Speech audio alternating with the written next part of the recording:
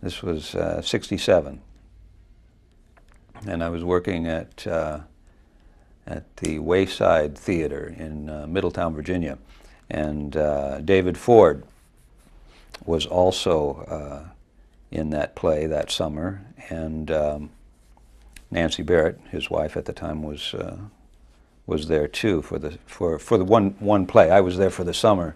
Anyway, to make a long story short, they recommended that I see Dan Curtis when I got back to New York, and David set up the meeting, and I went in and met him, and he hired me.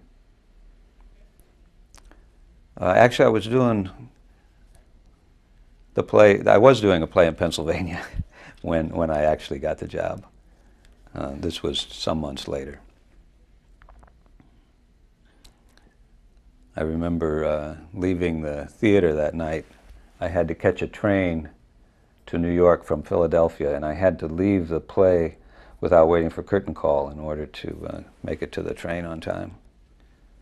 And as I left the stage, everybody was saying goodbye and good luck to the character that I was playing, and they were doubling it for my trip to New York to meet Dan Curtis. Well, I started off, of course, playing Tony Peterson, who is a real, nothing kind of character. He didn't have any real background. He didn't have much of anything. And so it was a real nice change of pace to go into 1795 and become the evil Reverend Trask, who was my favorite of the three Trasks, four counting the butler Trask. But he was my favorite simply because he was the purest. He was self-ordained. He wasn't a bad guy like Gregory Trask was. I mean, Gregory had some real bad traits. He was a crook. He was illegal. But the first Reverend Trask, I think, was just idealistic, and he really wanted to catch witches and things. So I liked him the best. He was the purest character, and also you didn't get a chance in those days to play those kind of roles. I mean, this was pure melodrama. It was, just mustache twirling at its best, and it was great fun to play. In my training at Los Angeles City College, they, at that time in the late 50s, were adamant about theatrical discipline and discipline in the theater, and that transferred over into television, of course.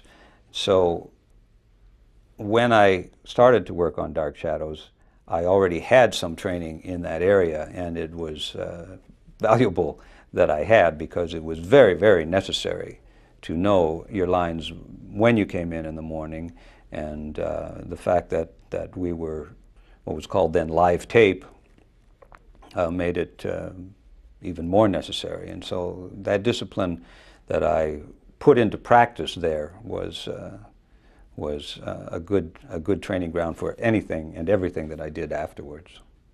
The work was so intense. I mean, there were only 5 actors for the most part on each episode, and we all had a tremendous amount of dialogue to learn, especially when you had to do incantations, and those were difficult to memorize. I was exorcising a devil out of either Lara or Nancy Barrett. I'm not sure which anymore. 25 years.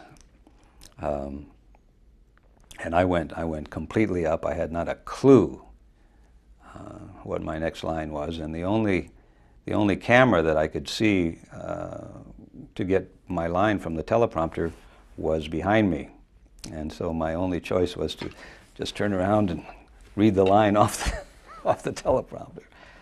We tried to avoid bloopers as much as we could, unsuccessfully many times, but we tried. There was a giant hand. Barnabas's hand was after me in one scene, and of course, I couldn't see the hand. That was being chroma keyed in too, and that takes some acting to run around a room being chased by a giant hand that you can't even see, and that's good training too. I mean, most shows you don't get to do that on. And of course, there was one time when Trask was looking at his reflection in the mirror, and the reflection changed to a skeleton, and then the mirror exploded. And of course, the way it exploded was they had a stagehand standing backstage with a hammer, and on cue he went bam like that, and the glass exploded, and a lot of it came forward, hit me in the face too. That was. And then there was a time we almost caught the studio on fire. You know about that one, when we burned down Collinwood one time. We knew it was unique in the melodramatic aspect of it, as I said, and it was certainly unique in its popularity. None of the other shows, especially the daytime shows, had throngs of people waiting outside for the actors. So we had a pretty good idea it was unique, yes. When I was doing Play It Again, Sam, and Dark Shadows at the same time, it was, well, it added to an already rigorous job by making the hours. You know, I would have to work on stage until about 10:30 at night, which is early by Broadway standards, but still, when you have to then learn a Dark Shadows script and get up at 6:30 to be at the studio in the morning and spend the whole day there and then back to the theater at night, it was a tough job. But I enjoyed it. I've always liked hard work. One of the things that I cherish most in my memories of Dark Shadows is of the people that I met and worked with.